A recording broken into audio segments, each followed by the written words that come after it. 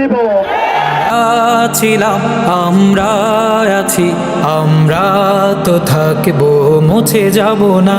আমরা ছিলাম। আপনার দাবিগুলো কাকে জানাবো? আপনি তো এই বিশ্ববিদ্যালয়ের অভিভাবক।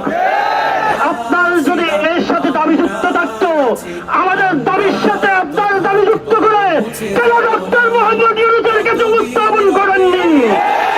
এর জবাব আপনাকে দিতে হবে। এই কাফেলা, এই কাফেলা, এই কাফেলা আমরা ছিলাম, আমরা আছি, আমরা তো থাকবো, মুছে যাব না। আমরা আপনার ফেসবুকে কথা বলেন, যখন ছাত্ররা কথা বলে তখন আপনার ভাষা কেন হাসিনার মতো, আপনার কথা বলে কেন ওবায়দুল কাদেরের মতো? আমরা মনে করেছিলাম এই সমাবর্তনের শুরুতে আমরা শহীদ ফরহাদ, শহীদ তলোয়ার বাবার কথা শোনার মাধ্যমে আমাদের এই সমাবর্তনের ভূমিকা তৈরি হবে, কিন্তু সত্যের পথে মোরা দুর্জয়, মোরা নির্ভীক, বাতিলের উৎখাতে, তাই আমরা বজ্র কঠোর ভাঙবো। এই ভালো মানুষ, এই সৎ মানুষগুলো তাদের ফেসবুকের মাধ্যমে, বিভিন্ন প্রচারণার মাধ্যমে এই প্রতিষ্ঠানের বিভিন্ন কিছু পরিবর্তনের কথা বলল। এই প্রতিষ্ঠানের সবচেয়ে মধ্যমণি আমাদের শিক্ষার্থীদের ভাগ্যের পরিবর্তনে তাদের কোনো ভূমিকা না। আমার যুবাইরকে গুলি করে হত্যা হয়েছে, তারা চট্টগ্রাম বিশ্ববিদ্যালয়ের শিক্ষকের দায়িত্ব পালন করছে। এর চাইতে লজ্জা চট্টগ্রাম বিশ্ববিদ্যালয়ের কিছু হতে পারে না। লালিমা হই রাজপথ, হই রাজপথ, রাজপথ, শাহাদাতের অভিলাষ বুকেতে, বুকেতে, অনিবার অবিরাম জিহাদে, জিহাদে।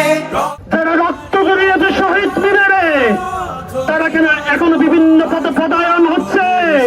তারা কেন বহিষ্কার হচ্ছে না?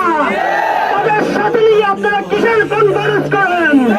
কিসেরকে হুঁশিয়ার করছি, ছাত্র শিবির কারোর পক্ষে কোন লাঠিয়ালের ভূমিকাই পালন করবে না। ছাত্র শিবির এই 2311 ভূমিতে শুধুমাত্র 30,000 শিক্ষার্থীর প্রতিনিধিত্ব করবে। জীবনের যদি কোনো কিছু হয় তাহলে রাজপথেই আমরা সেটা আদায় করে নিব। ছাত্র শিবির সকল রাজ্য দাবিতে প্রতিষ্ঠাকালীন থেকে আছে, সকল রাজ্য দাবিতে ছাত্র শিবির এই ক্যাম্পাসে নেতৃত্ব প্রদান করবে ইনশাআল্লাহ। দাবি আদায় না করে আমরা ফিরছি না। মুছে যাব না। আমরা ছিলাম, আমরা আছি, আমরা তো থাকবো, মুছে যাব না। যতদিন রবে ওই নদী বহমান, রবে ততদিন বেঁচে মোদের এই কাফেলা, এই কাফেলা, এই কাফেলা আমরা ছিলাম, আমরা আছি, আমরা তো থাকবো, মুছে যাব না। আমরা ছিলাম, আমরা আছি, আমরা তো থাকবো, মুছে যাব না।